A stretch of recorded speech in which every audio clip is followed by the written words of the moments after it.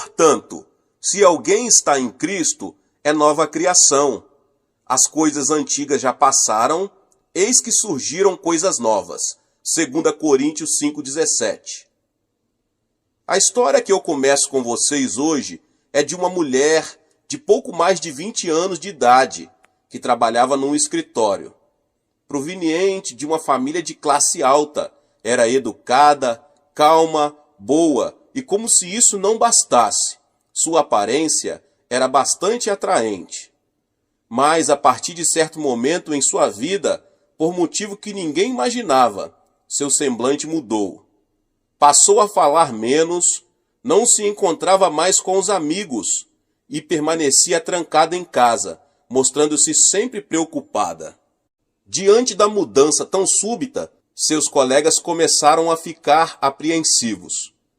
Passado aproximadamente um mês, ela voltou de longas férias com um sorriso, parecendo outra pessoa. Embora seu aspecto físico não tivesse mudado muito, sua atitude era diferente. Já não mostrava um semblante de preocupação. Havia se transformado numa pessoa alegre, segura de si e muito sociável entre seus colegas. As pessoas queriam saber o motivo da mudança, mas ela se manteve calada. Alguém de sua confiança, que sempre a apoiava em tudo, contou que certo dia ela lhe confessara a razão de ter mudado. Seu problema era um complexo de inferioridade por causa de seu nariz, a ponto de ela se sentar diante do espelho e se maldizer, pois aquilo a enchia de indignação. Na intenção de esconder seu complexo de inferioridade, ela se mostrava uma pessoa segura de si, diante dos outros. Mas todo o seu esforço era inútil, porque sua consciência sabia que aquela aparência era um disfarce. Essa hipocrisia também não durou muito tempo. Sua autoimagem distorcida predominava em sua mente e em seu espírito. Chegou a pensar que as pessoas só olhavam para o seu nariz e que esse era o motivo de não ter um noivo.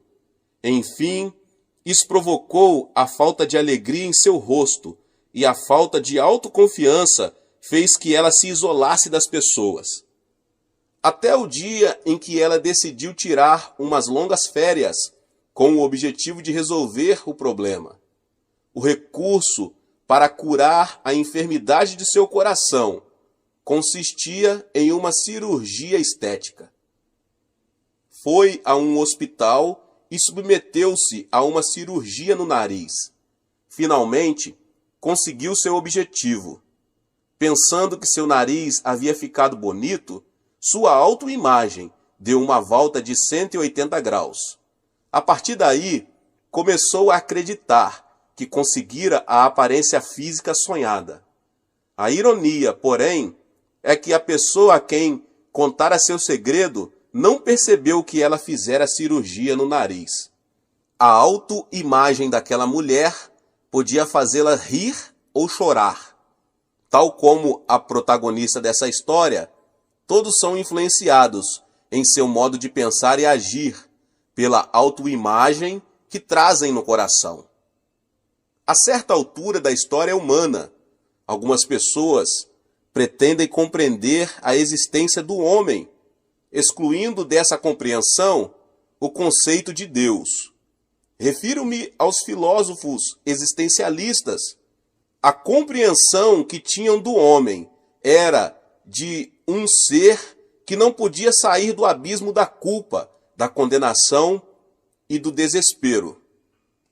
De acordo com o filósofo dinamarquês Kierkegaard, a pior enfermidade causadora da morte do homem não é o câncer, mas a perda da identidade, isto é, o desespero de haver perdido a si mesmo. Karl Jaspers afirmou que para o homem existem situações extremas como a morte, a ansiedade, a luta, a culpa e etc.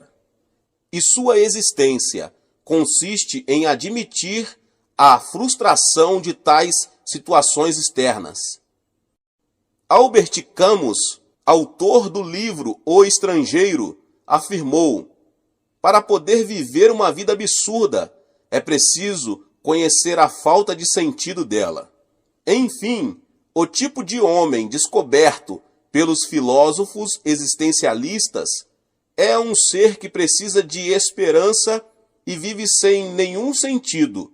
Além disso, tem dentro de si uma bomba relógio, que é a morte, e é incapaz de solucionar esse problema.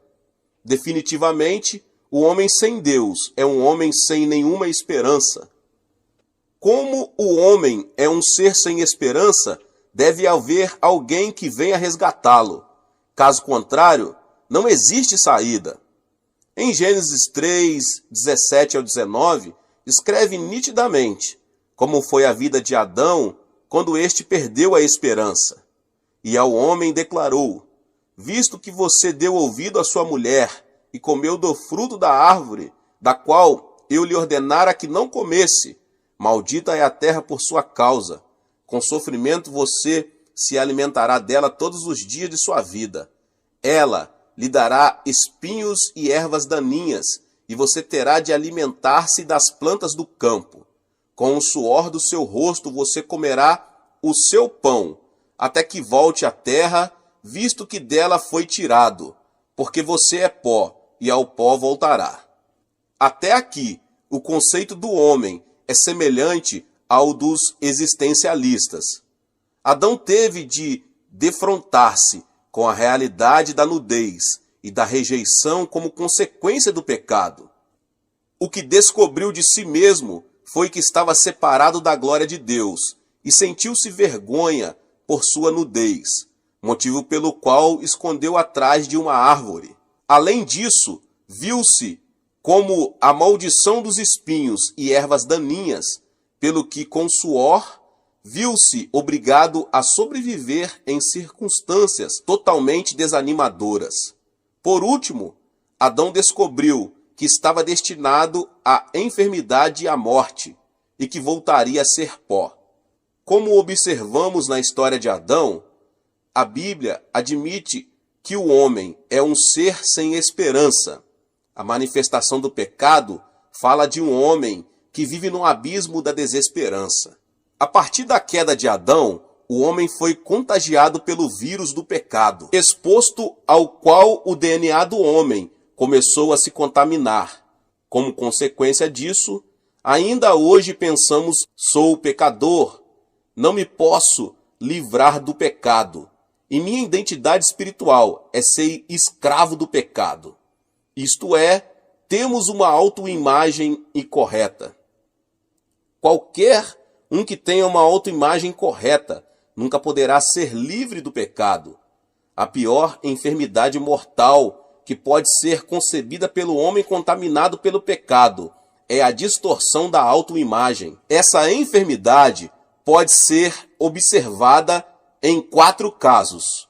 O primeiro caso é na dependência. Isto é, quando as pessoas amarram a autoimagem com a corda dos maus costumes, são presas dos desejos carnais, do álcool e dos jogos. A maioria dos que tem uma autoimagem de vício não está preparada para suportar a tentação e a prova do diabo. Eles pensam constantemente: sou um medíocre, sou um mundano, estou preso aos costumes do mundo, não me posso livrar deste mau hábito, e dessa forma transformam-se em dependentes. O segundo caso é na infelicidade. São aquelas pessoas que pensam não merecer o amor dos familiares e dos amigos e, consequentemente, passam a se alienar. Por exemplo, as crianças de rua, em sua maioria, provêm de famílias desestruturadas. A semente da infelicidade é semeada quando os pais se divorciam ou um deles morre prematuramente.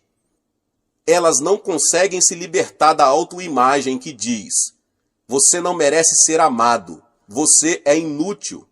Assim, irrigam a semente da infelicidade e, em geral, terminam destruindo a própria vida. Essas pessoas são negativas e vivem presas ao ódio e à ira. O segundo caso é a debilidade. As pessoas que têm alguma debilidade física tendem a viver sob a ansiedade e a preocupação com a doença. Pensam que não pode ter uma vida saudável pelo fato de serem fisicamente frágeis. Elas pensam, eu já nasci frágil, por isso a enfermidade voltará a qualquer momento. Assim, por causa da autoimagem doentia, perdem a defesa mental e, quando fustigados por alguma doença, perdem imediatamente o ânimo.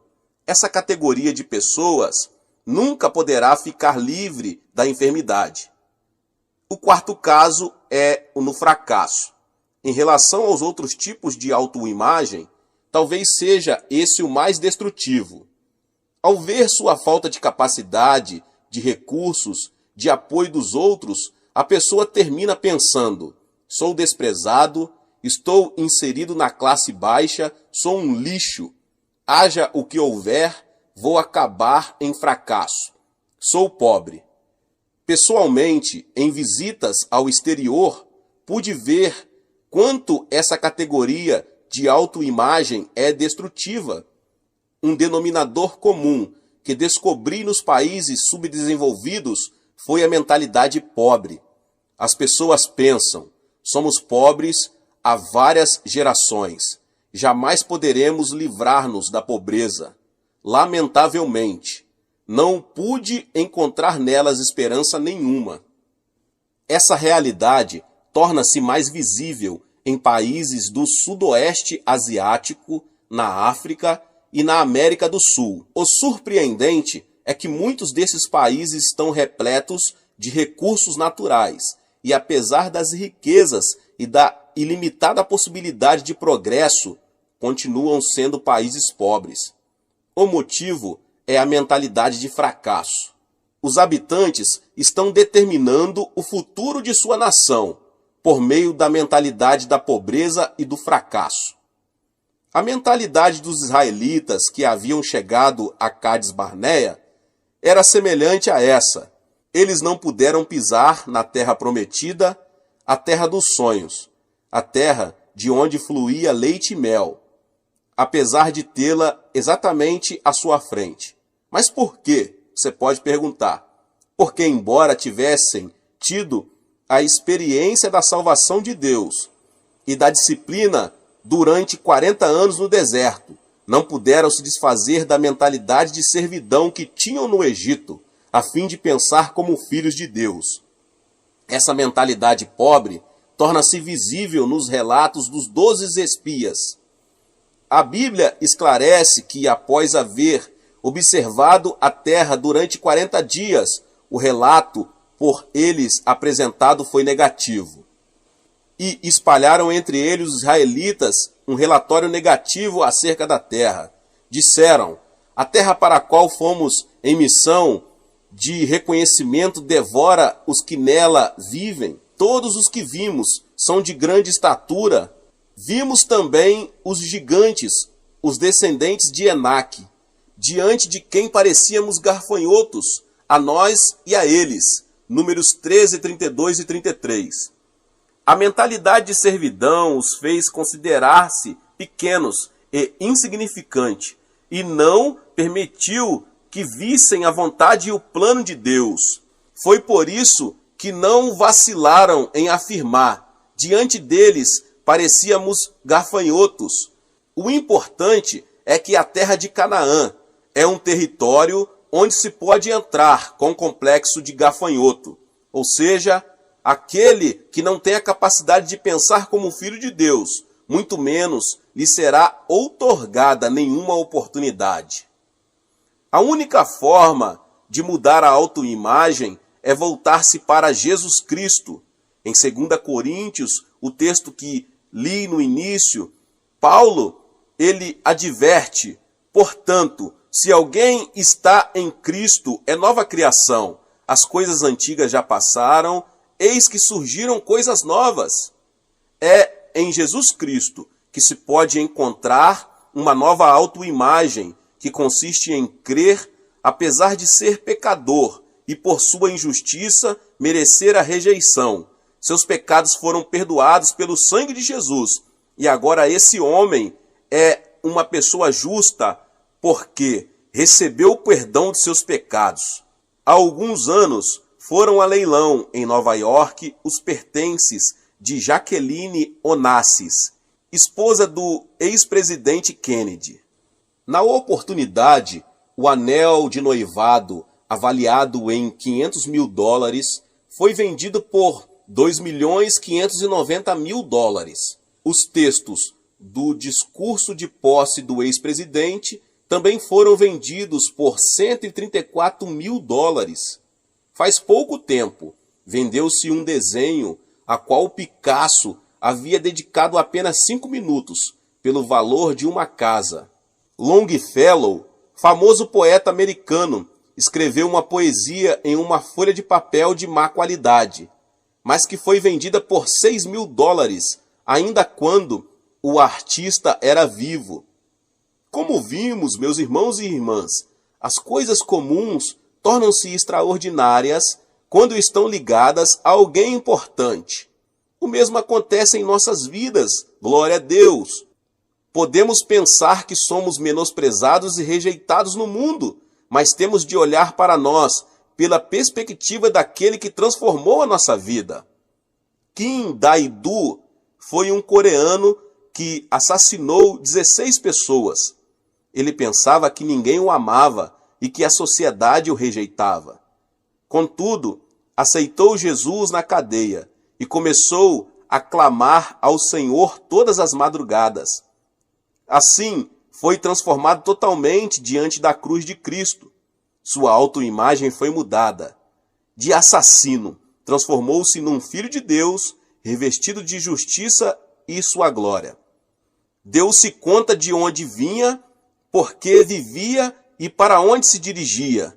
Passou a ter orgulho de sua nova identidade. No dia de sua execução, suas últimas palavras foram: Aleluia, graças a Deus, que está me chamando hoje. Faz tempo que espero por este dia. Estou muito feliz por esta gloriosa morte, que me permite ser aceito pelo Senhor. Dou-te graças, Pai, por haveres perdoado pelo sangue de Jesus Cristo alguém que merecia ir para o inferno e por me aceitares em teus braços. E ele foi executado. Que transformação tão radical! Esse criminoso que havia amaldiçoado a sociedade, a si mesmo e as pessoas, foi transformado completamente por causa de Cristo e se converteu em uma nova criatura. A mudança da autoimagem é isto, uma nova criação em Cristo. Este tipo de transformação ocorre somente quando alguém tem um encontro com Cristo. A Bíblia diz: Tu me farás conhecer a alegria plena da tua presença, eterno prazer à tua direita. Salmos 16:11. A transformação manifesta-se quando alguém abandona o manto do passado e, concebendo uma nova autoimagem em Cristo, pode dizer: sou uma nova pessoa, tenho uma nova identidade. Aqueles que têm alguma enfermidade devem conceber uma autoimagem sã em Cristo. Devemos nos conscientizar de que Cristo tomou sobre si as nossas enfermidades e por seus ferimentos fomos curados. Tenho dado ênfase especial a esse aspecto, sobretudo quando prego em países mais pobres. Enfatizo o conceito, repetindo inúmeras vezes, para que as pessoas formem uma nova autoimagem. Vocês não têm nada a ver com a enfermidade. Ela foi resolvida na cruz. Vocês foram legalmente libertos. Em seguida, faço uma oração por cura divina e lhes digo que hajam pela fé. Dessa maneira, tenho visto muitos milagres de pessoas que abandonaram amuletas, que deixaram suas cadeiras de rodas e que recuperaram forças nos braços. O milagre mais surpreendente que vi numa dessas oportunidades foi a de uma mulher curada de uma enfermidade no fígado, motivo pelo qual sua barriga era como um tanque de água, a ponto de ela parecer estar grávida. Logo após a oração, o líquido começou a sair e em pouco tempo ela tornou-se esbelta. Portanto, devemos nos libertar do que é carnal por meio do sangue de Jesus Cristo e formar uma autoimagem de livre do diabo e da ansiedade. Com uma autoimagem frágil e enferma, nossas defesas também enfraquecem. Desenvolvamos então uma autoimagem que nos garanta que podemos superar e vencer a enfermidade. Mateus 8,17 diz: E assim se cumpriu o que fora dito pelo profeta Isaías. Ele tomou sobre si as nossas enfermidades e sobre si as nossas doenças. Devemos crer que todas as coisas velhas passaram e em Cristo veio o novo, porque Cristo carregou nossas enfermidades e suportou as nossas dores. Definitivamente, precisamos ter autoimagem de uma pessoa sã. Em 1 Pedro 2,24, encontramos: Ele mesmo levou em seu corpo os nossos pecados sobre o madeiro, a fim de que morrêssemos para os pecados e vivêssemos para a justiça. Por suas feridas vocês foram curados. O que isso significa? Isso quer dizer que já faz 2000 anos que, olhando para nós, podemos nos ver sãos. Gálatas 3,13 diz: Cristo nos redimiu da maldição da lei, quando se tornou maldição em nosso lugar, pois está escrito: Maldito todo aquele que for pendurado no madeiro. Em 2 Coríntios 8,9 consta: Pois vocês conhecem a graça de nosso Senhor Jesus Cristo, que sendo rico, se fez pobre por amor de vocês, para que por meio de sua pobreza vocês se tornassem ricos. Efésios 2, do 4 ao 6 diz: Todavia Deus, que é rico em misericórdia, pelo grande amor com que nos amou, deu-nos vida com Cristo, quando ainda estávamos mortos em transgressões, pela graça vocês são salvos. Deus nos ressuscitou com Cristo e com ele nos fez assentar nos lugares celestiais em Cristo. Não importa a sua aparência física, nem a sua origem, em Cristo já somos cidadãos do céu. Enquanto estiver nesta habitação passageira, o nosso corpo, estaremos neste mundo, mas na realidade em Cristo, o nosso homem interior já está assentado no trono de Deus. Portanto, é natural, uma vez que deixemos a habitação do corpo, voltemos à casa paterna, não construída por mãos humanas. Confesse corajosamente: onde está, ó morte, a sua vitória? Onde está, ó morte, o seu aguilhão? 1 Coríntios 15:55. Nunca devemos esquecer a autoimagem que foi transformada. Alguém que logo depois de se ver, retirando-se, esquece de quem era. Uma vez que viu sua imagem no espelho da Bíblia, deve conservá-la. O Salmo 103 diz: Bendiga o Senhor a minha alma, bendiga o Senhor todo o meu ser. Bendiga o Senhor a minha alma, não se esqueça de nenhuma das suas bênçãos. Ele é quem perdoa todos os seus pecados e cura todas as suas doenças, que resgata a sua vida da sepultura e o coroa de bondade e compaixão, que enche de bens a sua existência, de modo que a sua juventude se renova como a águia. É muito conhecido o conto da águia e da galinha, de Norman Vincent Peale.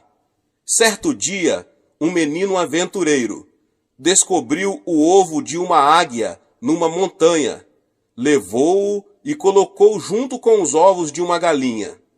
Passou-se o tempo e a águia nasceu junto com os pintinhos. O filhote de águia pensava que era um pintinho e se comportava como um deles. Certo dia, uma águia passou voando de forma majestosa por cima do galinheiro.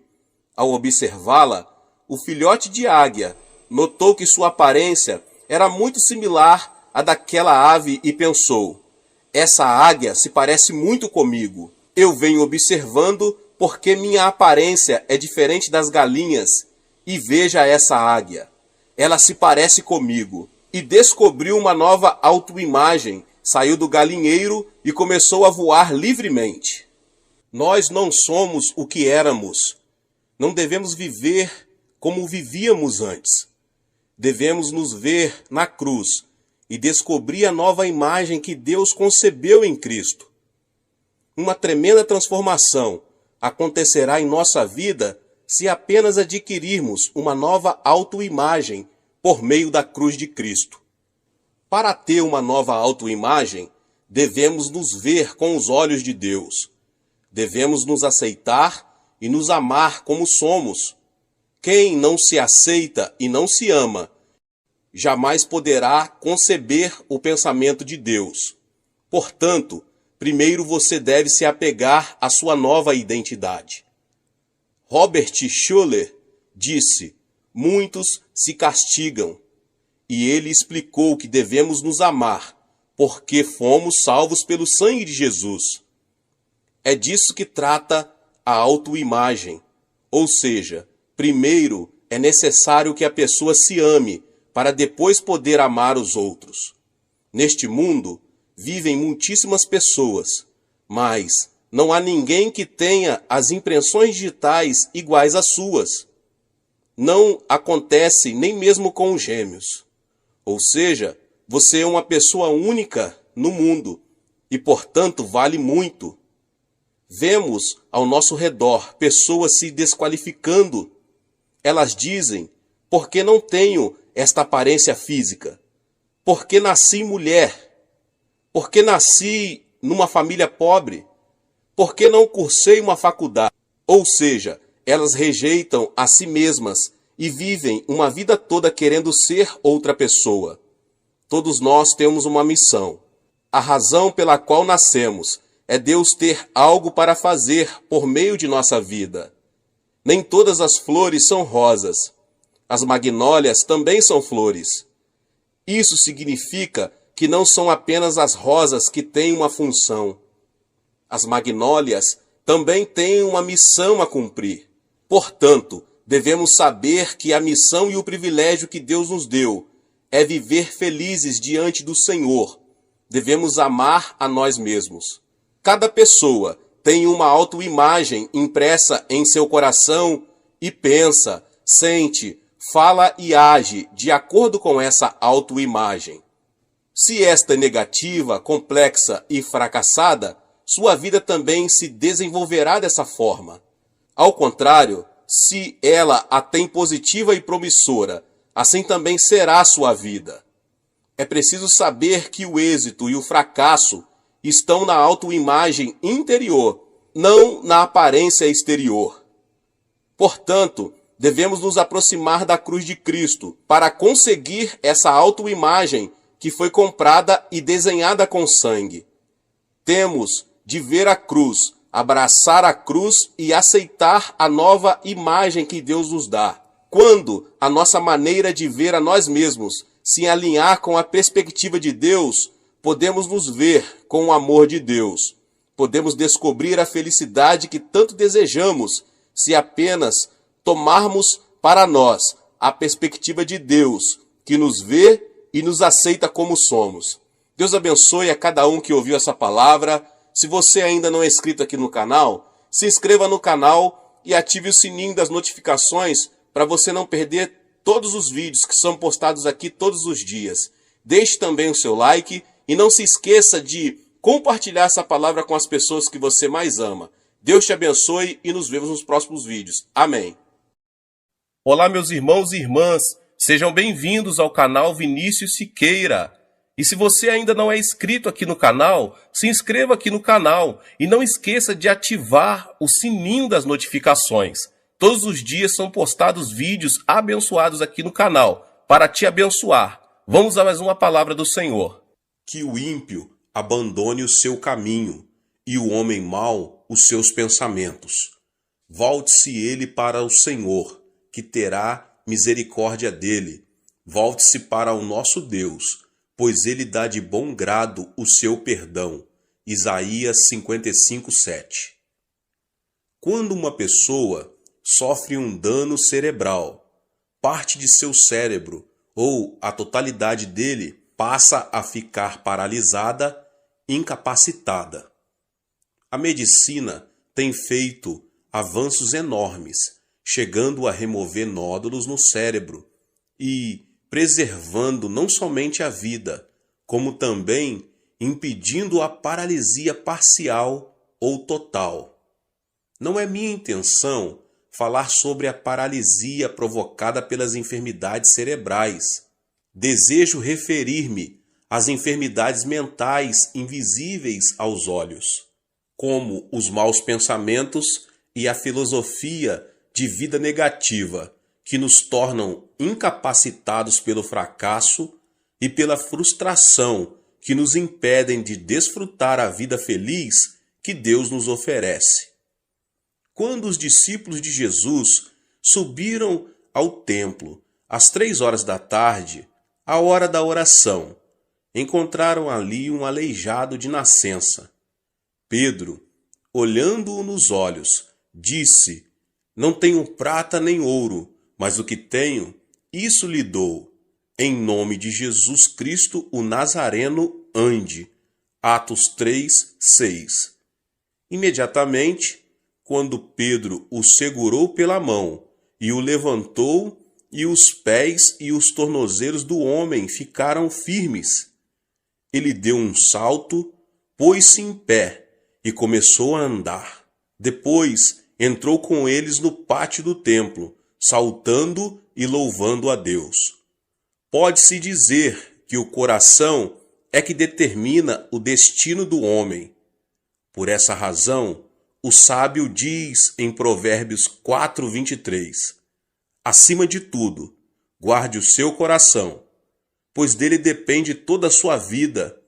E Jesus, em Mateus 8:13, diz: "Como você creu, assim lhe acontecerá." O que significa isso? Quer dizer que a mente é a origem do estilo de vida e a vida é o resultado daquilo que pensamos. Devemos eliminar de nosso cérebro o nódulo que nos leva à destruição ou à paralisia total ou parcial. A fim de experimentarmos o poder de Deus, quero agora apresentar 6 elementos que impedem que o poder divino haja em nós, os quais devem ser extirpados. O primeiro elemento é a ansiedade.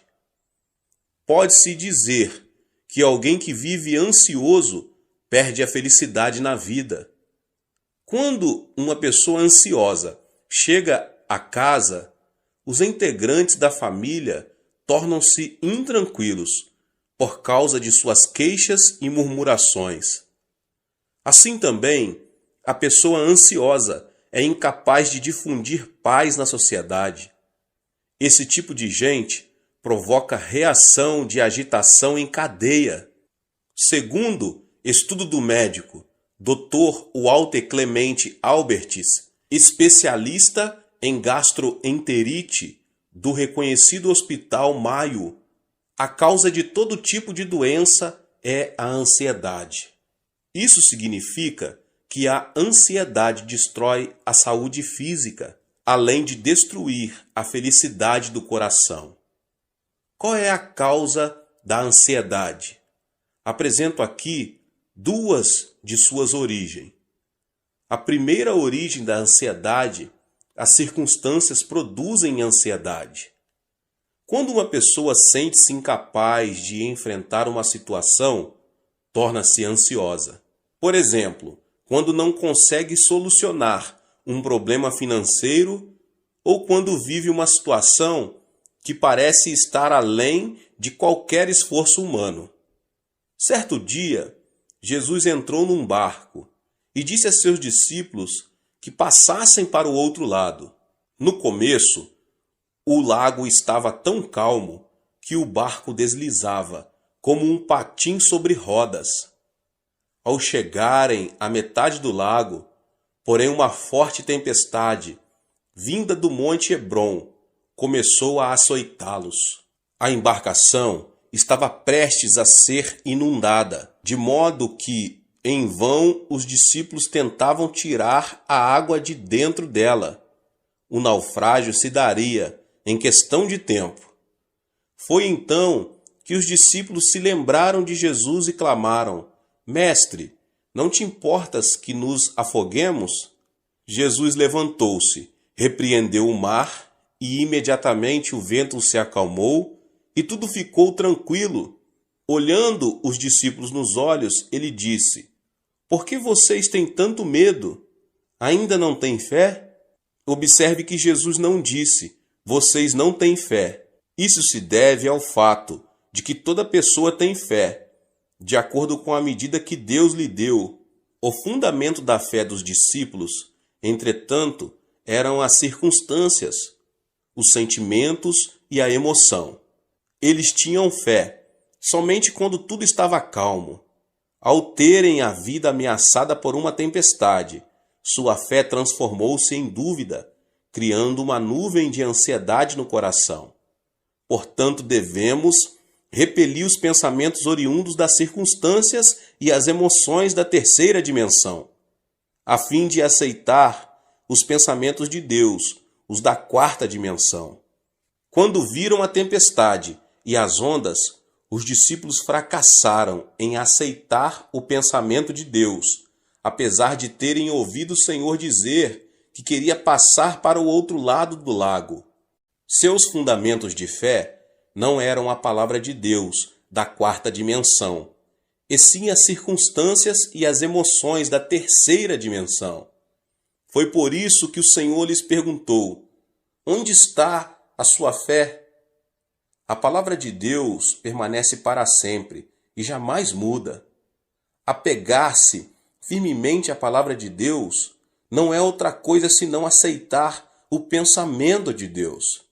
Portanto, apesar das circunstâncias, se o fundamento do nosso coração é a palavra de Deus, mediante a fé, podemos estar livres de nossa ansiedade e preocupação. A segunda origem da ansiedade é que o pecado produz ansiedade. Quando peca, a pessoa torna-se ansiosa, porque perde a confiança diante de Deus. O pecado separa o homem de Deus. Quando Adão e Eva pecaram, não puderam permanecer diante dele. Gênesis 3:10 diz: Ouvi teus passos no jardim, e fiquei com medo, porque estava nu. Por isso me escondi. Qual foi a causa do medo? O pecado, sem dúvida. Ao comer do fruto da árvore proibida, Adão e Eva souberam que estavam nus e tiveram medo. Por isso não puderam apresentar-se diante de Deus.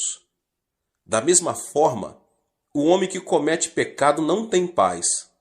As Escrituras dizem: Não há paz alguma para os ímpios, Isaías 48:22. Portanto, a consequência do pecado é a ansiedade. Se uma pessoa se sente ansiosa ao sentar-se e ao levantar-se, sua vida será uma ruína. Não obstante, se alguém se aproxima do Senhor e confessa todos os seus pecados, estes se tornam brancos como a neve, ainda que tenham sido como o escarlate. Não se trata de mudar as circunstâncias para que possamos desfrutar paz. Jesus disse: Nesse mundo vocês terão aflições. Contudo, tenham ânimo, eu venci o mundo. João 16:33. E o apóstolo João declara: Porque aquele que está em vocês é maior do que aquele que está no mundo. 1 João 4:4. Portanto, apesar das circunstâncias, deposite sua fé na palavra de Deus. O arrependimento o ajudará a se libertar de toda a ansiedade que tenta destruir sua vida. O segundo elemento é a solidão. A solidão a que me refiro não é a solidão causada pelas circunstâncias. Por exemplo, se você separa um tempo para orar no monte e estar a sós com Deus, isso não é solidão. A solidão é sentir-se só e se caracteriza pelo egocentrismo. é querer receber sem dar, é manter-se indiferente à felicidade dos outros. Quando alguém se torna extremamente egocêntrico e não se interessa pelos outros, transforma-se numa pessoa teimosa e fria. Obviamente, ninguém será receptivo a uma pessoa que demonstre ser assim. Esse comportamento torna as pessoas ainda mais fechadas em sua solidão, levando-as à destruição. Deus não criou o homem como um ser solitário. Em Gênesis 2, 18 e 24, o Senhor fala: "Não é bom que o homem esteja só. Farei para ele alguém que o auxilie e lhe corresponda. Por essa razão, o homem deixará pai e mãe e se unirá à sua mulher, e eles se tornarão uma só carne." O homem nasce de duas pessoas. No idioma chinês, a palavra homem é representada por caracteres formados por dois traços que se apoiam entre si. Ou seja, são duas pessoas que formam uma unidade. Por isso Jesus orou ao Pai, dizendo: "Pai nosso que estás nos céus." Não é o plano de Deus que o homem esteja só.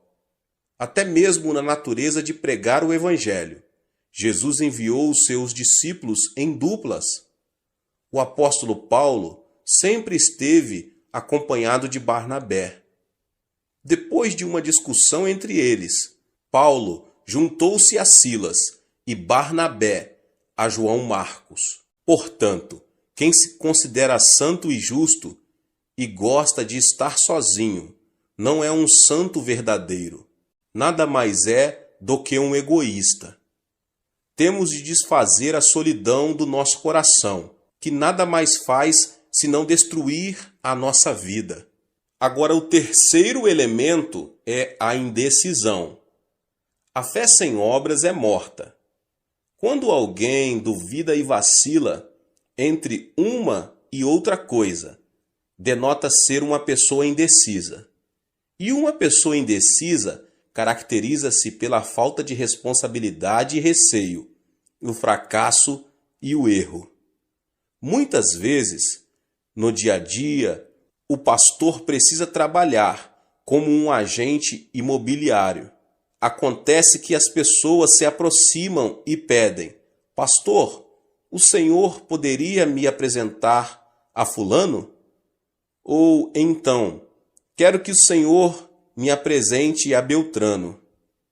Para minha surpresa, nesse aspecto, tive êxito apenas em uma ocasião. Se uma pessoa não se decide quando tem ainda a possibilidade de escolher seu futuro cônjuge, nunca poderá deixar de ser um solteirão ou uma solteirona. No mundo, não existe homem perfeito ou mulher perfeita. É preciso primeiro casar para depois adaptar-se ao cônjuge. Hoje em dia, muitos fracassam por falta de decisão. Surgem as oportunidades, mas estas são perdidas por causa da indecisão com que enfrentam a vida. Ao longo de minha vida, nunca vi uma pessoa extraordinariamente inteligente que tenha conseguido grandes coisas. Os chamados inteligentes pensam demais e dizem: "É preciso descartar esta possibilidade. Isto não funcionará. Ainda não chegou a hora de pôr isto ou aquilo em ação." O tempo passa e, no final das contas, eles não fazem nada. Portanto, podemos vencer se, com convicção, seguirmos em frente. Alguns membros da minha igreja já vieram a mim e perguntaram: "Pastor, o senhor acredita que será bom para mim emigrar para outro país? O que o senhor acha de eu começar um novo negócio? Devo continuar a fazer o que eu estou fazendo?" Esperam então que eu tome a decisão por eles. Diante dessa situação, eu simplesmente aconselho: Não me peça que tome a decisão por você. Vá ao monte da oração e ore. Clame a Deus, que certamente dirá que caminho você deve seguir. Diante da dúvida ou incerteza, devemos nos apegar a Deus e pedir-lhe de todo o coração que nos oriente. Então, Deus nos ajudará a tomar a decisão correta. Em Tiago 1, do 6 ao 8, diz: peça, porém, com fé, sem duvidar, pois aquele que duvida é semelhante à onda do mar, levada e agitada pelo vento. Não pense que tal pessoa receberá coisa alguma do Senhor, pois tem mente dividida e é instável em tudo o que faz. O Senhor disse que não abençoaria pessoas indecisas. Remova a indecisão com o pensamento de Deus. Livre-se da indecisão. Assim, você poderá alcançar sucesso em sua vida. O quarto elemento é a ira. Temos a tendência de nos irritar com extrema facilidade, tanto em casa como no ambiente de trabalho. Creio que uma das principais razões para isso é o fato de não sabermos quanto a ira é destrutiva. A ira é prejudicial, não somente à saúde, mas também ao intelecto, pois o torna cego. Em uma conferência, o famoso anatomista inglês John Hutton afirmou ser a ira semelhante ao suicídio. Logo depois de ter apresentado sua tese, ele teve uma forte discussão com alguns dos alunos que o ouviram e discordaram daquilo que ele defendia. Isso o irritou sobremaneira, levando-o à morte instantânea, vítima de um ataque cardíaco. As palavras de John Hutton causaram grande repercussão por causa de sua morte trágica. Irar-se é como cuspir para cima, ou seja, a ira se volta contra a própria pessoa. A Bíblia diz que a ira rebaixa o nível da pessoa e o transforma em ignorante. A sabedoria do homem lhe dá paciência. Sua glória é ignorar as ofensas. Provérbios 19, 11. O homem paciente dá prova de grande entendimento, mas o precipitado revela a insensatez. Provérbios 14, 29.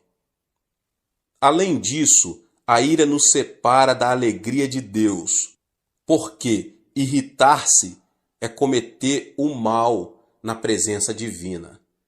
Existem hoje muitas famílias destruídas por palavras cheias de ira. É aconselhável falar pacificamente, em tom moderado, ainda que seja em momento de ira. Quando preciso aconselhar pessoas que têm a tendência a se irar facilmente, digo: quando você voltar a se irritar, abaixe a voz e fale devagar. Se a sua esposa cometeu um erro grave, não levante a voz dizendo: querida, porque isso o levará a irar-se ainda mais. Fale em tom baixo e suave: querida. Qualquer pessoa tem a experiência de se ter irritado e depois de algum tempo arrepender-se de haver agido dessa forma. A ira destrói tudo. A ira não traz benefício nenhum à sua vida. Precisamos aprender a preservar e desfazer a ira que nos leva à destruição, e então nos será concedida uma nova manhã. O quinto elemento é a frustração. A pessoa que fracassa e tem pensamentos negativos, que fala de forma negativa e age de maneira negativa, é definitivamente alguém cheio de frustração. Uma pessoa frustrada não vive criativamente, não passa de um pessimista e tem uma autoimagem de desalento e fracasso. No idioma coreano, temos certas expressões negativas que são espontâneas. Dizemos com frequência, morro de, e o pior é que dizemos várias vezes ao dia, e isso mata a alma. Morro de fome, comi até explodir. Morro de felicidade, morro de desânimo, morro por causa da sujeira que existe aqui. Morro de calor, morro de frio. É tão lindo que quero morrer. Pergunta-me se o aprecio tanto, por que quer morrer? E não é só isso. Há canções seculares, cuja letra é também pessimista e frustrante. Deus não nos abençoará se vivermos chorando e pronunciando palavras negativas. A Bíblia diz, e caiu na armadilha das palavras que você mesmo disse, está prisioneiro do que falou. Provérbios 6, 2. Isso sugere a importância das palavras em nossa vida. Portanto, se falarmos palavras negativas, vamos viver sob a sombra da frustração. Tenho recebido muitas cartas que chegam do interior do país. No entanto, se o conteúdo da carta é negativo e frustrante, deixo de responder a ela. Ao contrário, se a pessoa que a escreveu, embora diante de frustração e de um panorama desalentador, denota a esperança, oro por ela e faço tudo o que posso para ajudá-la. Sabe qual é a diferença entre uma pessoa de sucesso e uma pessoa fracassada? As bem-sucedidas não se mostram frustradas diante de um eventual fracasso e logo se colocam em pé novamente. Ao contrário, as pessoas fracassadas denotam frustração, desanimam e cruzam os braços. Aqui está a diferença. A chave do êxito da vida está em ter coragem e não desanimar nunca. Aos 70 anos, com uma dívida de milhares de dólares, o coronel Sanders foi à falência. Ficou tão abalado que foi internado num hospital. Mesmo assim, não conseguia conciliar o sono.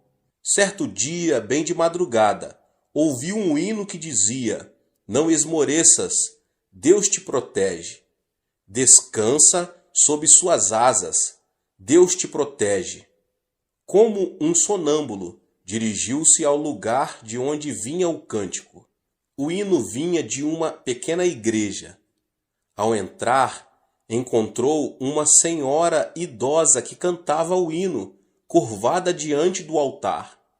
A voz daquela senhora parecia a voz de um anjo. No mesmo instante, ele se arrependeu e entregou sua vida ao Senhor. Repentinamente, sentiu uma grande paz. A paz que só desfrutam as pessoas que caminham com o Senhor.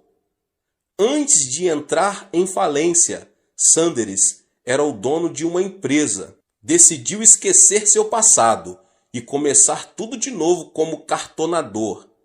Não foi nada fácil. Entretanto, ele superou a adversidade, confiou no Senhor e, sob a orientação do Espírito Santo, começou a vender frango frito. Hoje, ele é um milionário conhecido em todo o mundo. Esta é a história de Sanders Chicken, mais conhecido como KFC. Assim também, devemos nos livrar da frustração que nos leva ao fracasso. E o sexto e último elemento é o autoabandono. Atualmente, as histórias de criminosos se têm transformado em filmes.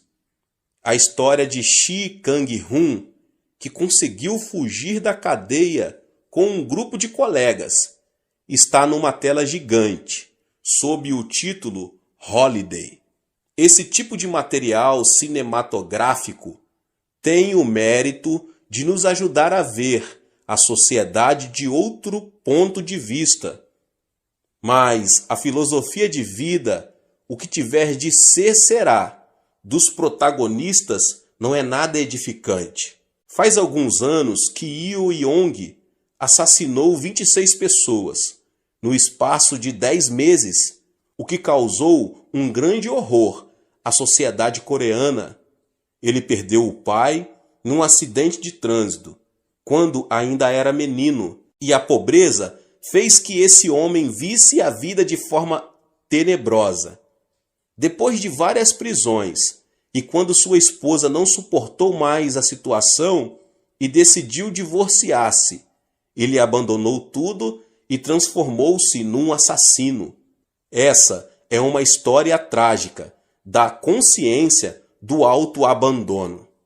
Conheço uma família em que o esposo é formado pela Faculdade de Medicina da Universidade de Tóquio e agora é professor de uma faculdade na Califórnia. Sua esposa é também profissional. Não obstante, uma pequena diferença de opiniões os separou emocionalmente. Ao final, acabaram sendo vencidos. O esposo começou a delirar e pensava que a esposa o queria assassinar. Por isso, dormia com uma faca à sua cabeceira. Você pode imaginar uma mulher dormindo tranquila ao lado de um homem que tem uma faca à sua cabeceira? Por isso, a mulher ficou louca. Graças a Deus, a mensagem foi transmitida por meu intermédio e eles aceitaram Jesus como seu Senhor, saíram do autoabandono e finalmente recuperaram a estabilidade familiar. Devemos nos livrar do veneno do autoabandono que destrói a nossa vida. Gênesis 2,15 narra: o Senhor Deus colocou o homem no jardim do Éden para cuidar dele e cultivá-lo. O jardim do Éden não é outra coisa senão o nosso coração. Na antiguidade, a fonte de vida encontrava-se no Éden, mas na atualidade, a fonte de vida se encontra no coração. O Deus que disse ao homem para cuidar do Éden, hoje nos manda cuidar do nosso coração. É necessário que os nossos pensamentos se fundamentem na palavra de Deus, para que o nosso coração seja preservado. Ou seja, o sucesso e o fracasso não dependem do destino. Podemos ser felizes se, mediante o pensamento de Deus, conseguirmos extirpar os 6 tumores do coração, a saber, a ansiedade, a solidão, a indecisão, a ira, a frustração e o autoabandono. Que você possa ter força no Senhor, na palavra de Deus, na oração, conseguir retirar da sua vida, em nome de Jesus Cristo, tudo que atrapalha o poder de Deus, o poder divino de atuar na sua vida. Deus abençoe a vida de cada um dos irmãos que ouviram essa palavra do pastor David Puyong Cho. Se você ainda não é inscrito aqui no canal, se inscreva no canal, ative o sininho das notificações para você não perder nenhum vídeo que são postados aqui todos os dias. Deixe também o seu like e não esqueça de compartilhar essa palavra com as pessoas que você mais ama. Nos vemos nos próximos vídeos. Amém. Olá, meus irmãos e irmãs. Sejam bem-vindos ao canal Vinícius Siqueira. E se você ainda não é inscrito aqui no canal, se inscreva aqui no canal e não esqueça de ativar o sininho das notificações. Todos os dias são postados vídeos abençoados aqui no canal, para te abençoar. Vamos a mais uma palavra do Senhor. Pois os meus pensamentos não são os pensamentos de vocês, nem os seus caminhos são os meus caminhos, declara o Senhor. Isaías 55:8. Uma pesquisa mostra que o livro da Bíblia que mais agrada aos cristãos é o de Provérbios. Ocorre que a ética e a moral do conteúdo de Provérbios oferecem um ensino muito importante para as pessoas hoje em dia. Por isso, embora não frequentem nenhuma igreja, muitas pessoas leem a Bíblia para tirar dela sábias lições de vida. Mas a palavra de Deus em que cremos é muito mais do que uma simples regra de ética e moral. Além disso, Provérbios fala claramente que o temor do Senhor é o princípio do conhecimento e da sabedoria. A Bíblia é o único meio que nos permite conhecer o coração de Deus. Uma vez extirpados maus pensamentos, é tempo de realizarmos o transplante mental do pensamento de Deus, que foi revelado por intermédio de sua palavra. Por meio de sua palavra, Deus deseja conceder-nos a graça do reino dos céus. Embora tenhamos de viver neste mundo, Deus deseja nos dar a graça e a bênção de que o homem que pertence ao reino é capaz de desfrutar. Por isso mesmo, Jesus não disse: arrependam-se e venham ao reino, mas sim, arrependam-se, pois o reino dos céus está próximo. Mateus 4:7. Não se trata de Jesus ter vindo para nos levar ao céu, mas para nos dar o céu em nosso coração e família. Então, como podemos conseguir o milagre se nos sentimos limitados e enfrentamos uma situação impossível? Quando eu era menino, observava com frequência a maneira com que meu pai enxertava um ramo no tronco de uma árvore. No início da primavera, ele tinha o costume de trabalhar em um pomar de caquis. Existem dois tipos de caquis, um selvagem e o outro doméstico. Os frutos são totalmente diferentes. Meu pai cortava a raiz do caqui selvagem e então usava um tubo de palha. Enxertava um ramo de caqui doméstico, cobrindo-o depois com terra. Às vezes, havia um momento de secura por falta de compatibilidade entre a raiz e o ramo implantado. Mas, uma vez superado o período de adaptação, de forma surpreendente, o pé de caqui selvagem dava frutos do caqui doméstico. Esse princípio da natureza nos ensina um princípio espiritual. Assim como o pé de caqui selvagem é capaz de produzir o fruto do caqui doméstico, nós também podemos ter os pensamentos de Deus e falar o que ele fala. Qual é o caminho para isso? Talvez seja a pergunta de muitas pessoas. O pensamento e o plano do homem produz consequências humanas. Se, no entanto, repelirmos o pensamento do homem e enxertarmos em nós o pensamento de Deus, talvez, inicialmente, passemos por um momento de turbulência, mas se superarmos o obstáculo, será possível pensar, agir e crer como filhos e filhas de Deus, e assim experimentar o milagre. Mas as pessoas se recusam a repelir o próprio pensamento, para se apegar à palavra de vida e promessa, porque o coração sofre e vai contra a própria experiência.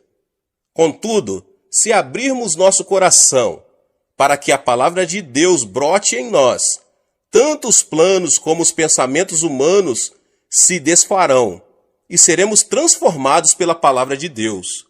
Em 1973, quando organizei a 10ª Conferência Pentecostal, muitos pastores e novos convertidos do exterior aproximaram-se de mim perguntando: Pastor Cho, o senhor deve ser um gênio. Como conseguiu construir uma igreja tão grande? Por que sua igreja cresceu tanto? Eu respondia simplesmente: não sou um gênio, pois um gênio jamais faria o que fiz. Então como conseguiu isso? Com o pensamento do homem, não seria possível. Mas, se o pensamento de Deus se enraizasse no pensamento do homem, acontecem milagres surpreendentes. Deus disse muito claro que tudo é possível ao que crer. Marcos 9:23. Logo que nos mudamos para Ioido, muitos me perguntaram: Pastor, quantos membros da sua igreja deixaram de frequentá-la?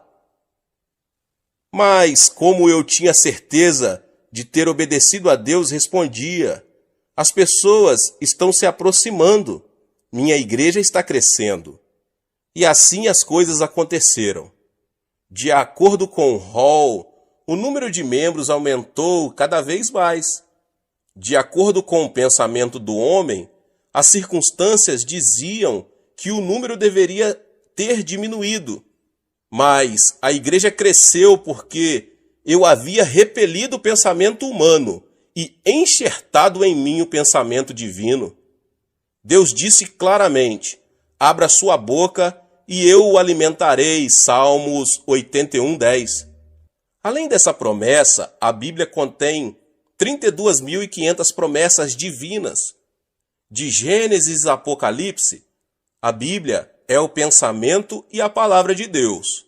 Deus não nos deu a palavra para que a vejamos como simples espectadores, nem para vivermos como caquis selvagens, em meio ao fracasso, à desilusão, ao pecado, à injustiça, à mesquenharia, à enfermidade e à maldição.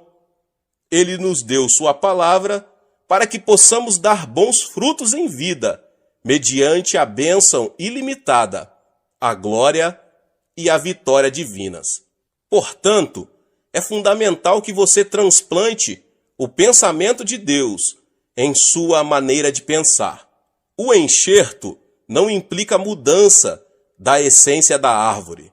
Assim como removemos o galho de uma árvore e o enxertamos em outra, devemos transplantar o pensamento de Deus em nós e viver em sua presença. A Bíblia diz que Abraão teve seu filho Isaque aos 100 anos de idade. O corpo de Sara estava envelhecido e, portanto, ter um filho era praticamente impossível. No entanto, Deus semeou seu pensamento no coração de Abraão. Querer receber ou não o enxerto do pensamento de Deus depende de cada pessoa. Quando o anjo de Deus apareceu a Abraão e lhe disse: você terá um filho, ele riu até cair no chão, e Sara também riu. Apesar de tudo isso, Deus disse: você terá um filho. Aceitar ou não o pensamento de Deus dependia de Abraão e de Sara. Abraão enxertou o pensamento de Deus no próprio pensamento.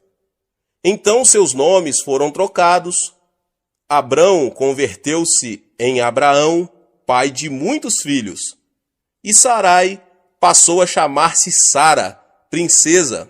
Ao enxertar o pensamento de Deus, eles passaram a ser estranhos para os incrédulos. Como pode um homem de 100 anos pensar em ter um filho? Eles estão loucos. É completamente ilógico.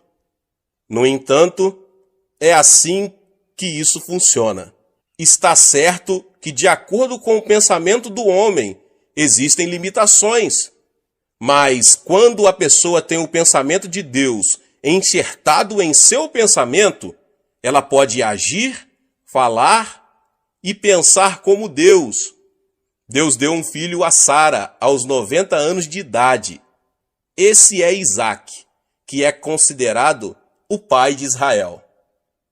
De acordo com a Bíblia, Moisés era filho adotivo da filha de Faraó, ou seja, o chefe do exército do Egito e futuro sucessor no trono. Contudo, tendo crescido fisicamente e intelectualmente, deu-se conta de que era israelita. Certo dia, ao observar que um egípcio estava espancando e maltratando um de seu povo, quis fazer justiça com as próprias mãos, matou o egípcio e o enterrou na terra. Ele quis salvar o povo de Israel por meio de uma revolução. No dia seguinte, ao ver 2 israelitas brigando, perguntou: por que você está espancando seu companheiro? O agressor replicou: quem o nomeou líder e juiz sobre nós? Você quer matar-me como matou o egípcio? Quando a notícia chegou ao Palácio Real, o faraó ordenou a captura de Moisés. Imediatamente, este fugiu do Egito e foi para o deserto de Midian, tornando-se ali um genro de Jetro, o sacerdote. Passou o tempo e Moisés tornou-se velho. A Bíblia diz que ele morreu com a idade de 120 anos e que seus olhos e seu vigor não se tinham enfraquecido. Deuteronômio 34, 7. Certo dia, ao apacentar as ovelhas no Monte Horebe, Moisés ouviu uma voz vinda dentre uma sarça que ardia, mas que não se queimava. E a voz dizia: Moisés, tire as sandálias. E o Senhor continuou dizendo: Eu o envio ao Egito, para que liberte o povo de Israel. Moisés não conseguia acreditar no que estava ouvindo de Deus. Por isso reagiu, dizendo: Ó Deus, rogo-te que envies outra pessoa. Eu tenho dificuldade para falar e estou muito velho para isso. Envia outro em meu lugar. Moisés não podia enxertar no seu pensamento o pensamento de Deus. Irritado, Deus lhe respondeu: Moisés, eu não lhe disse que estaria com você? Eu o envio. Finalmente, Moisés conseguiu repelir o seu pensamento, enxertando em sua mente o pensamento de Deus. Assim, muitos milagres aconteceram à medida que ele falava e agia de acordo com o poder de Deus. Quando Moisés incorporou o pensamento de Deus, pôde libertar o povo de Israel da escravidão, atravessando o Mar Vermelho e liderando mais de 3 milhões de israelitas até a Terra Prometida, construindo a nação de Israel e escrevendo o livro da lei. Outro que enxertou os pensamentos de Deus foi André. No Novo Testamento, há também muitos relatos que mostram como viver dando preferência ao pensamento do homem ou ao pensamento de Deus. Um exemplo disso são as decisões de Filipe e de André. A Bíblia diz que se reuniram cerca de 5.000 homens para ouvir Jesus pregar a palavra. Se fossem contadas as mulheres e crianças, esse número chegaria a dezenas de milhares de pessoas que estavam com fome. Na ocasião, Jesus chamou seus discípulos e lhes disse: Deem-lhes vocês algo para comer. Ele não disse que os discípulos teriam a capacidade de fazê-lo, muito menos mentiu ou exagerou. Filipe começou a fazer as contas. Quando obteve o resultado, chegou à conclusão de que não havia forma de alimentar uma quantidade tão grande de pessoas. Então aproximou-se de Jesus e disse: Jesus, estamos no deserto, há muita gente. Mesmo que dermos a cada um uma quantidade pequena de pão, precisaremos de muito pão para dar de comer a todos. Essa atitude de Filipe mostra que ele não se havia apropriado da palavra de Jesus, pois este havia dito: Deem-lhes vocês algo para comer. Recusou-se a implantar o pensamento de Deus no próprio pensamento, conhecimento e experiência. Então, diante da mesma circunstância, André soube enxertar o pensamento de Deus e provavelmente deve ter dito: se Jesus nos diz para darmos de comer, é porque podemos fazê-lo. Jesus nunca teria dito para darmos de comer se não tivéssemos nada que lhes dar. Imediatamente, juntou toda a comida disponível, 5 pães e 2 peixes. Depois de agradecer a Deus, Jesus o mandou repartir a comida entre o povo. E todos comeram e se fartaram. E os discípulos recolheram ainda 12 cestos cheios de pedaços que haviam sobrado. O pensamento de Deus é salvar-nos do pecado, sarar-nos de toda doença e enfermidade e transformar o desespero em esperança, a morte em vida, o fracasso e a desilusão em vitória. Para isso, primeiro devemos enxertar em nossa vida a palavra de Deus. Não é fácil escolher o pensamento de Deus a fim de crer nele. Abraão também falhou nesse ponto. Embora cresce no plano de Deus, com base em sua palavra, que teria um filho, quando sua esposa lhe propôs ter esse filho por intermédio da escrava Agar, ele acedeu ao pensamento humano e fracassou diante de Deus. Assim nasceu Ismael, como sabemos. É extremamente difícil distinguir entre o próprio pensamento e o pensamento divino. É difícil obedecer a Deus. Há momentos em que não obedecemos por pensar que o pensamento de Deus é o nosso pensamento, ou por nos consolar imaginando que o pensamento é o pensamento de Deus. Abraão falhou em um princípio, mas decidiu aceitar novamente o pensamento de Deus em sua vida. Decidiu crer no pensamento de Deus, baseando-se no momento em que ele o tirou de sua tenda e o fez contar as estrelas do céu. O mesmo aconteceu com Sara. Ela decidiu aceitar o pensamento de Deus, mesmo sabendo que não poderia conceber e ter um filho. Tal como acontece com personagens da antiguidade, também recusamos-nos a aceitar o que Deus pensa por causa do conhecimento, da lógica e da experiência pessoal. Essa é a razão de ser tão custoso o processo de incorporação do pensamento de Deus em nossa vida. Não obstante, se alguém deixar que a promessa de Deus seja implantada e superar a turbulência da provação apegando-se a Deus, os milagres se manifestarão ininterruptamente. Portanto, não devemos considerar a Bíblia como um enfeite. Não devemos ser espectadores da palavra.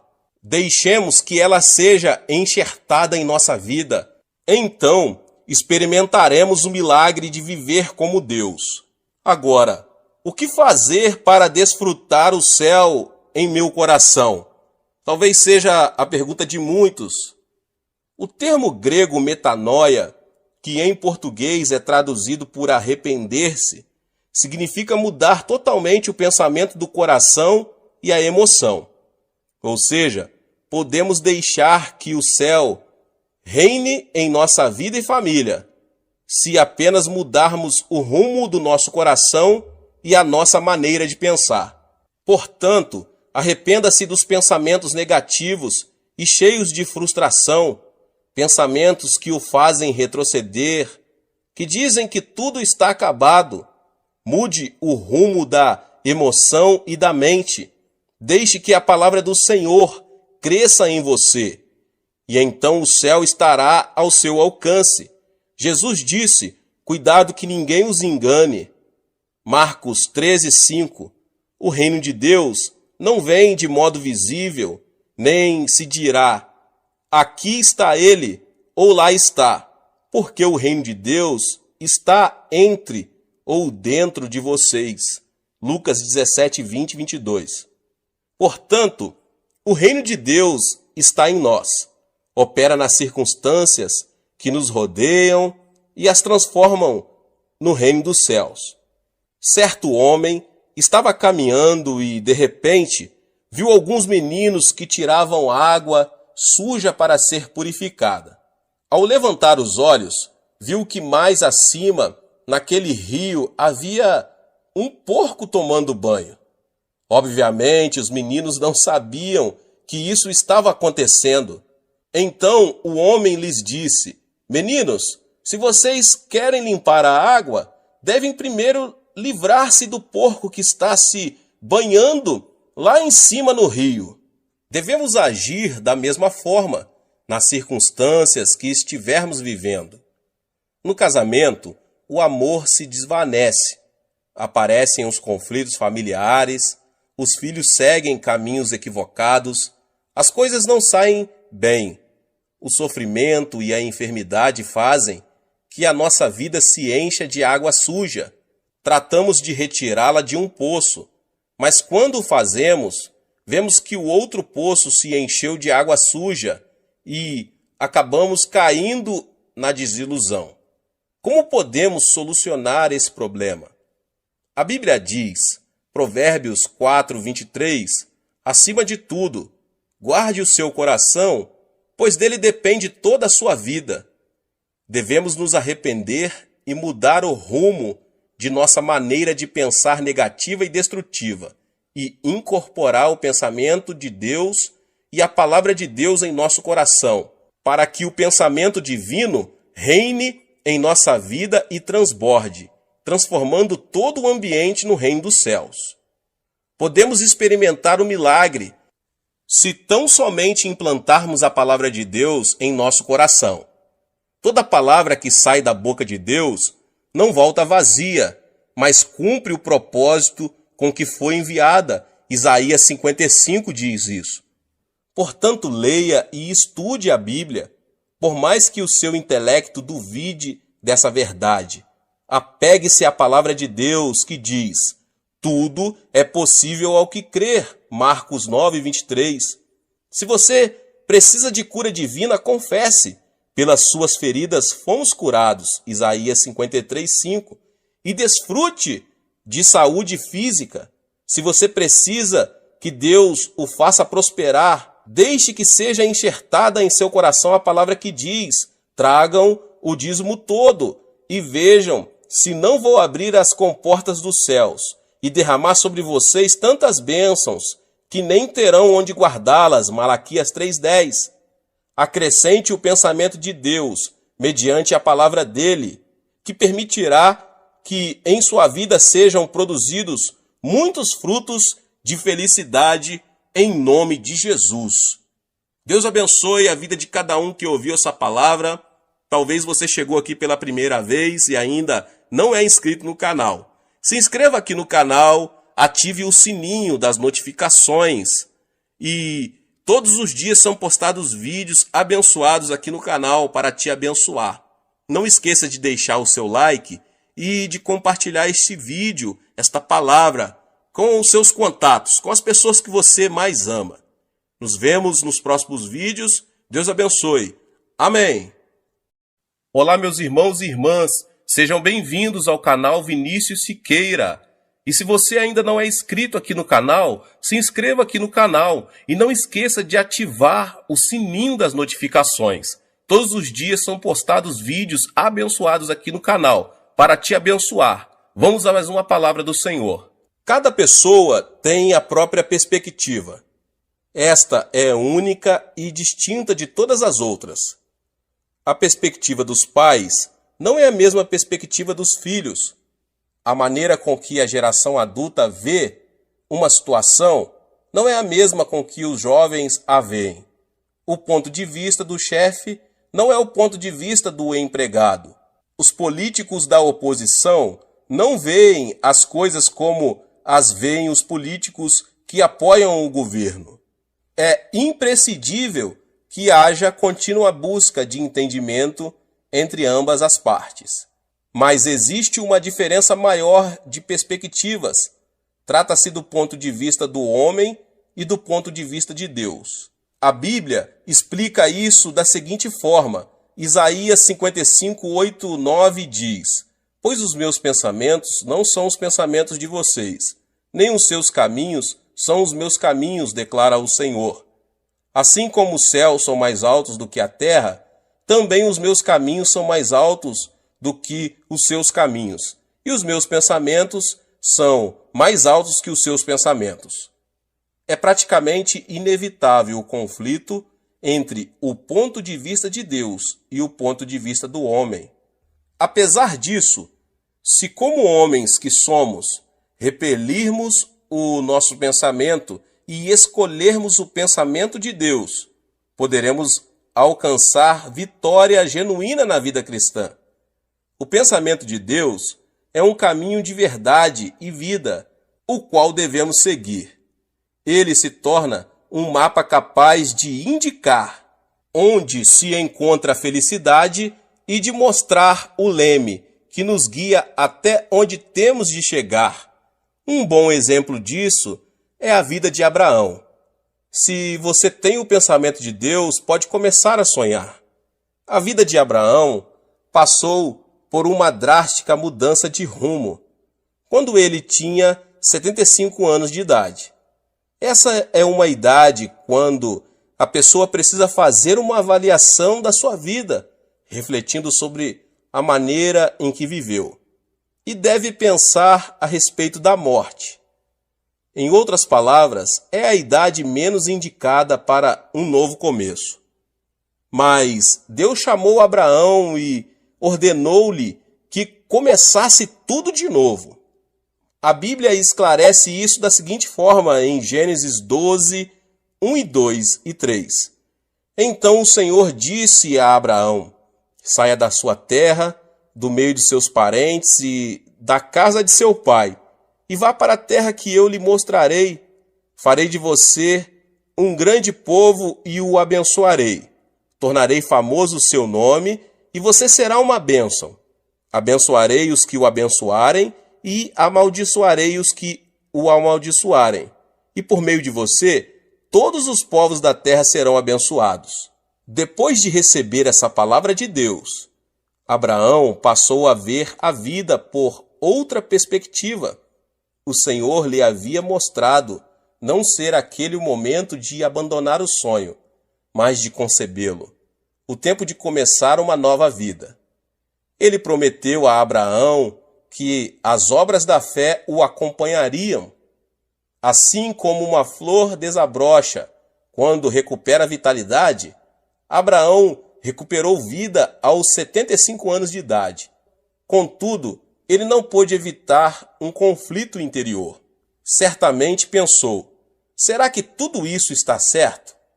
Isso é possível sob o ponto de vista humano? Se eu obedecer a Deus pela fé, as pessoas não me poderão considerar um louco?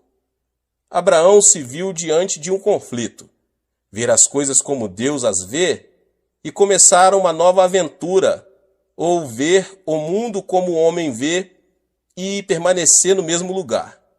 Afinal, Abraão tomou a decisão de ver as coisas como Deus as vê.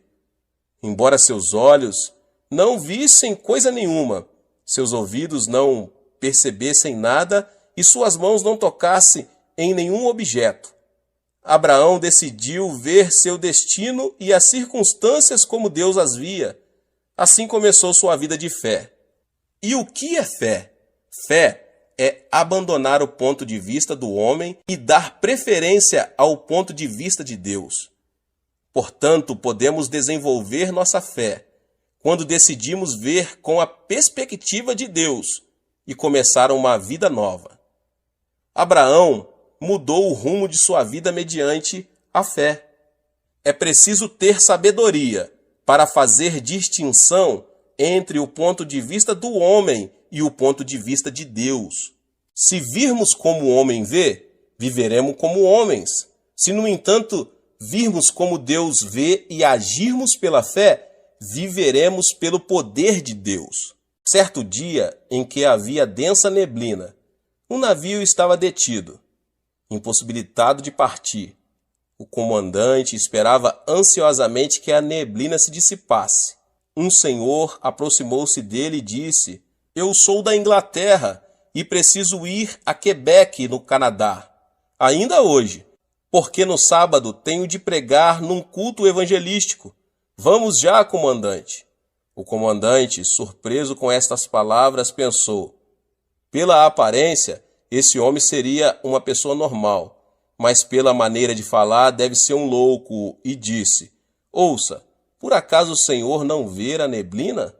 Como vou sair do porto com uma neblina dessa?"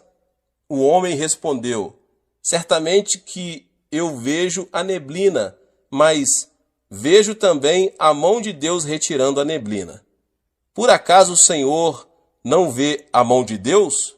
Quando o comandante pensou estar diante de um louco, o homem o tomou pela mão, levou-o à força ao seu camarote e disse: "Sirvo ao senhor, durante 57 anos e o tenho visto todos os dias em oração.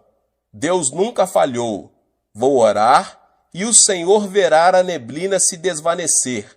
Vamos orar juntos. O comandante entrou no camarote, mas fez declarações que demonstravam falta de fé.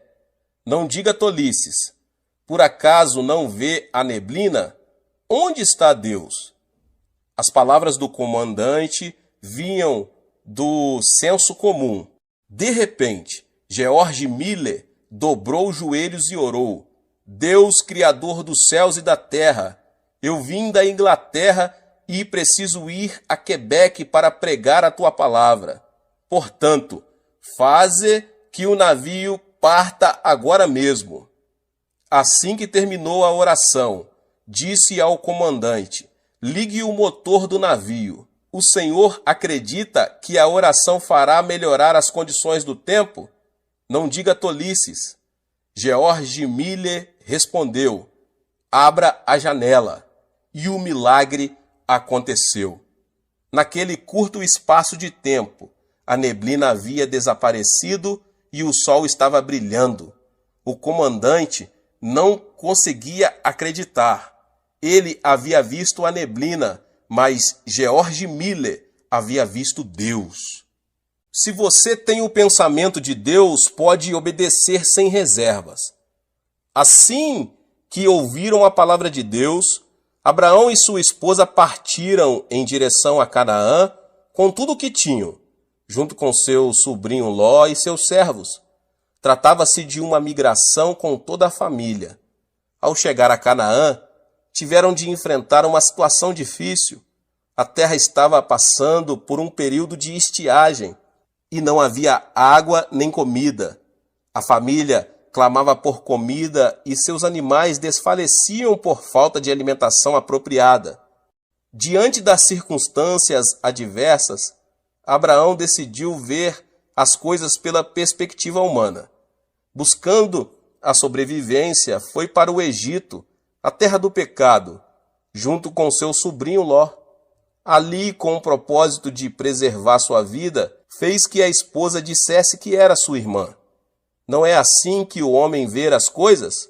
Reconhecendo as adversidades, Abraão abandonou a perspectiva de Deus e preferiu a perspectiva do homem. Mas Deus observava as circunstâncias por outro ponto de vista.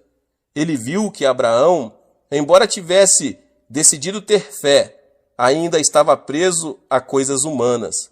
Foi por isso que Abraão não lhe obedecera sem reservas. Deus lhe havia dito que saísse de sua terra e do meio de seus parentes. Mas Abraão partira com todos os seus bens e seu sobrinho Ló.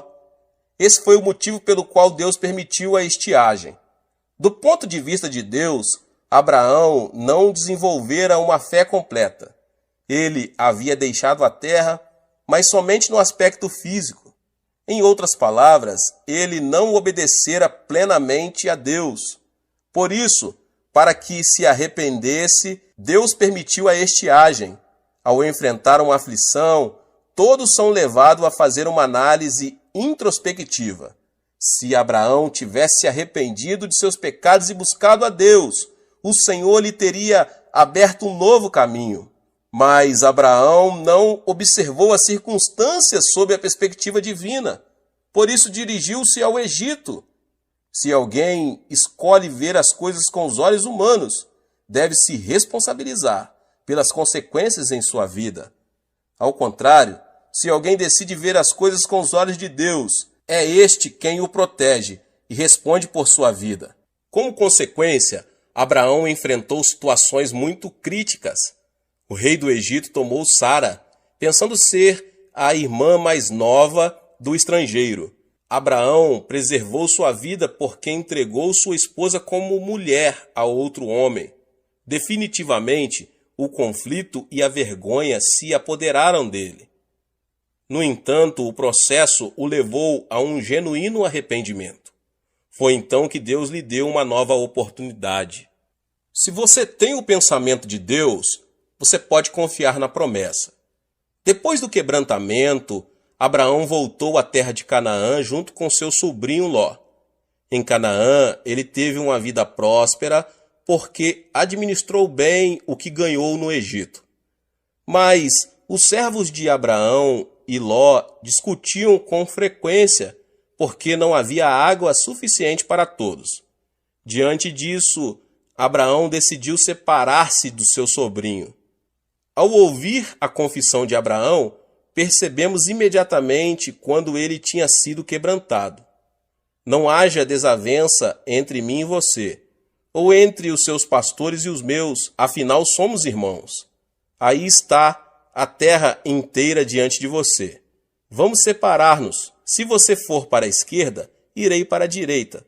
Se for para a direita, irei para a esquerda. Gênesis 13, 8, 9. Abraão cedeu a Ló praticamente tudo.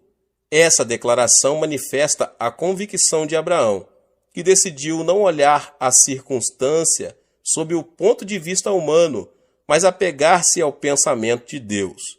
Por outro lado, Ló viu as coisas sob a perspectiva humana, levantou os olhos e observou que todo o vale do Jordão até Zoar era terra bem irrigada.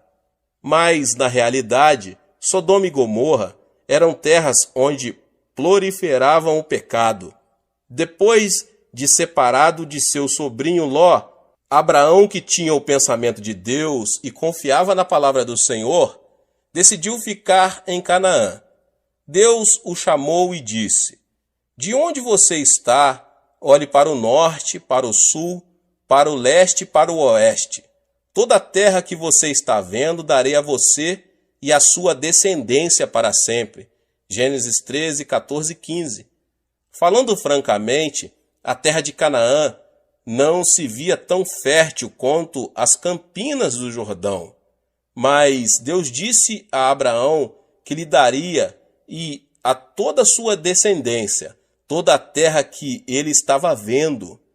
Vemos assim que, quando Abraão decidiu olhar seu destino e as circunstâncias sob o ponto de vista de Deus, ele lhe prometeu responsabilizar-se por sua vida. Se você tem o pensamento de Deus, pode esperar pelo cumprimento da promessa. E aconteceu que Abraão chegou aos 85 anos de idade. 10 anos já se haviam passado desde o dia em que ele decidira vir à terra de Canaã. Contudo, Abraão não tinha nenhum filho. Sob o ponto de vista humano, já não havia possibilidade de ver cumprida a promessa divina. Por essa razão, a esposa de Abraão, Sara, propôs-lhe que ele tomasse sua escrava Agar, para que, talvez por intermédio dela, viesse a ter filhos. E assim foi.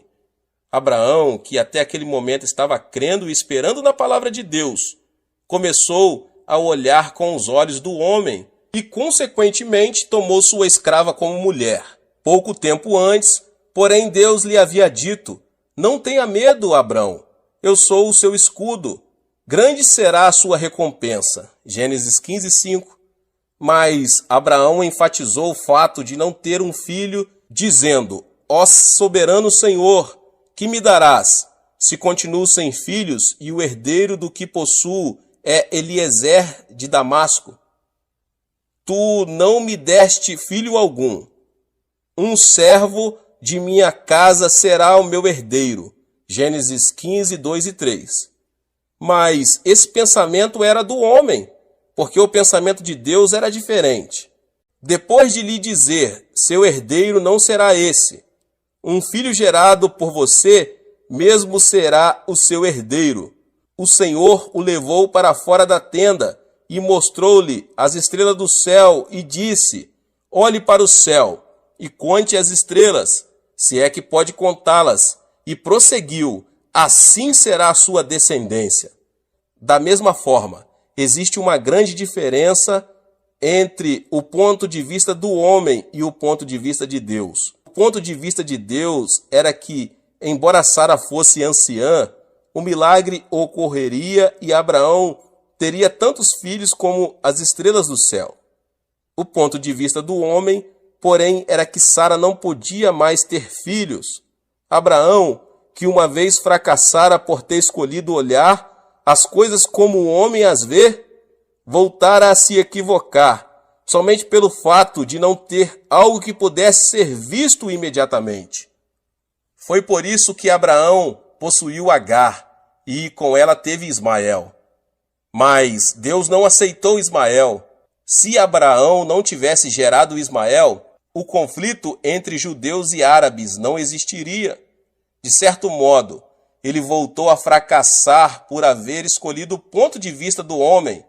Ao meditar na história de Abraão, percebemos que não é fácil ver as coisas como Deus as vê e desenvolver um alto nível de fé. Isso não é conseguido instantaneamente. Existe nisso um processo de perseverança. Hoje em dia, muitos cristãos confessam: Deus, eu creio somente em tua palavra. Seguirei este caminho pela fé. Por mais que me critiquem e as circunstâncias não me favoreçam, viverei vendo as coisas com os olhos da fé. Mas quando as circunstâncias se apresentam negativas, esses mesmos cristãos dão um passo atrás e dizem: não posso, creio ser melhor fazer o que penso. Se continuar assim, certamente fracassarei. No entanto, quando retrocede, o homem cai num abismo de desespero e fica muito ferido. É nesse momento que se lembra da palavra de Deus, arrepende-se e volta-se para ele. Consideramos Abraão o pai da fé. Contudo, ele não se transformou em pai da fé desde o princípio. Abraão precisou ajustar sua visão constantemente. Foi por meio desse processo que ele aprendeu a repelir a obstinação e a mesquinharia do homem, obedecendo à vontade de Deus.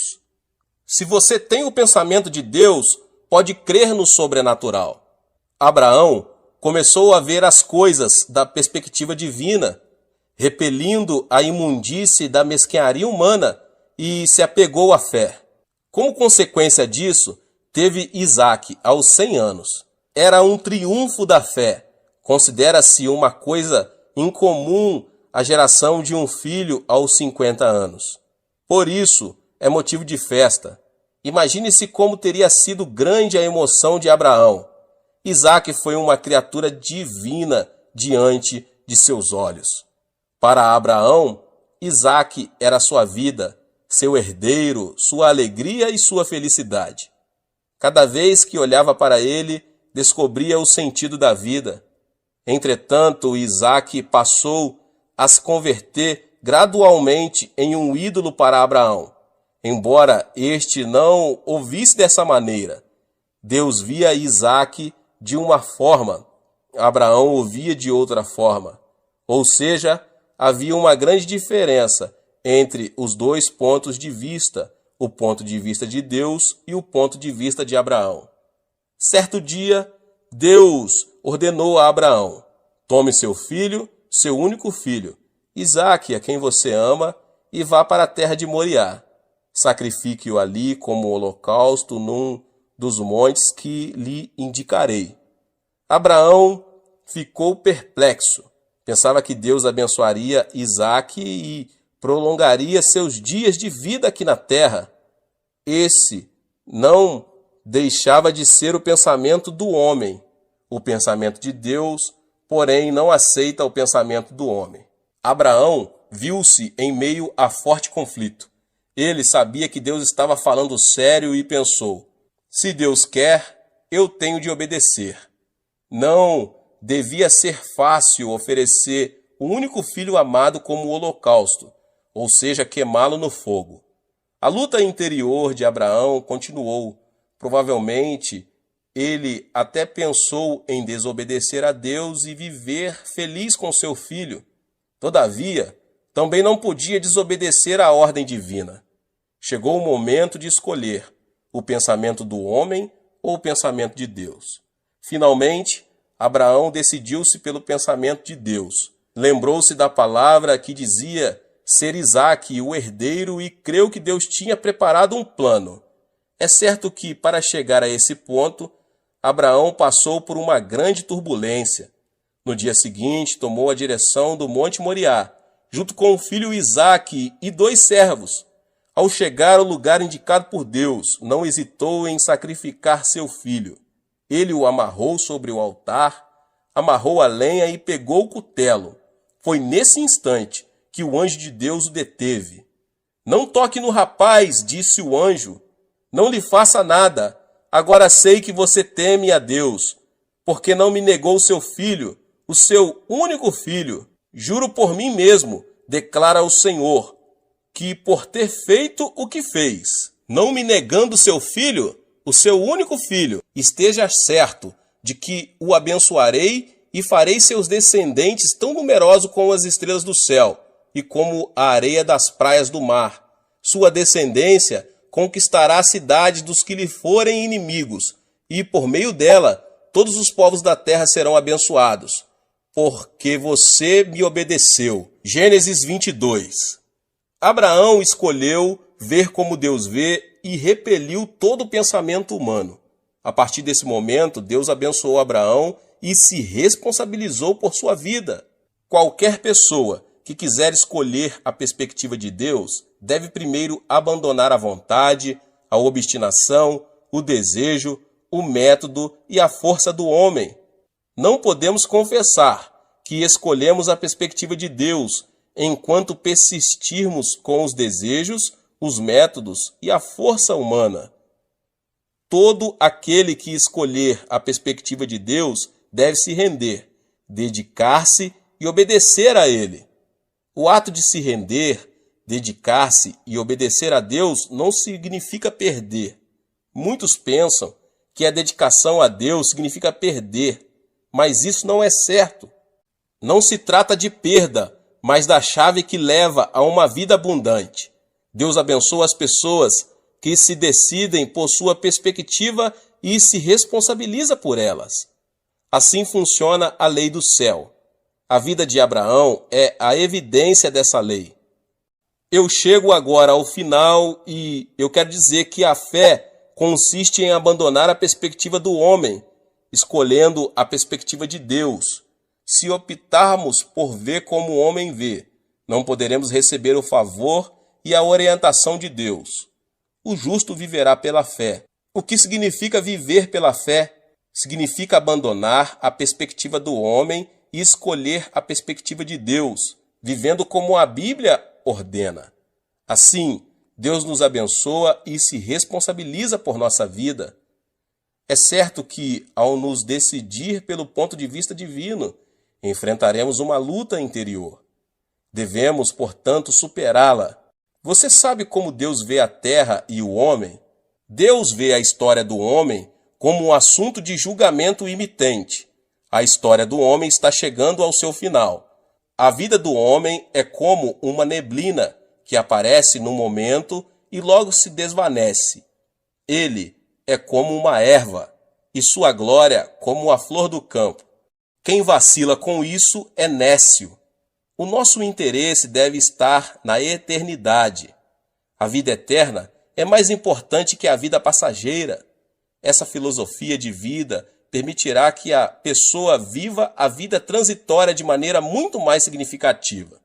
As Escrituras dizem, da mesma forma, como um homem está destinado a morrer uma só vez e depois disso enfrentar o juízo. Hebreus 9, 27. A terra não permanecerá para sempre. Portanto, temos de ver as coisas sob a perspectiva de Deus. Para isso, devemos tomar uma difícil decisão. Sob que perspectiva você vê a vida? Os cristãos devem abandonar tudo o que é humano e aceitar a perspectiva de Deus. Esse é o único caminho, porque Deus se responsabiliza por aquele que abandona o ponto de vista humano, decide tomar o ponto de vista divino em nome de Jesus. Deus te abençoe. Glória a Deus. Se você ainda não é inscrito aqui no canal, se inscreva no canal, ative o sininho das notificações para você não perder os vídeos que são postados aqui no canal. Deixe também o seu like e não esqueça de compartilhar. Compartilhe nas suas redes sociais, tá bom? Compartilhe com seus contatos, com as pessoas que você mais ama. Nos vemos nos próximos vídeos. Amém. Deus abençoe.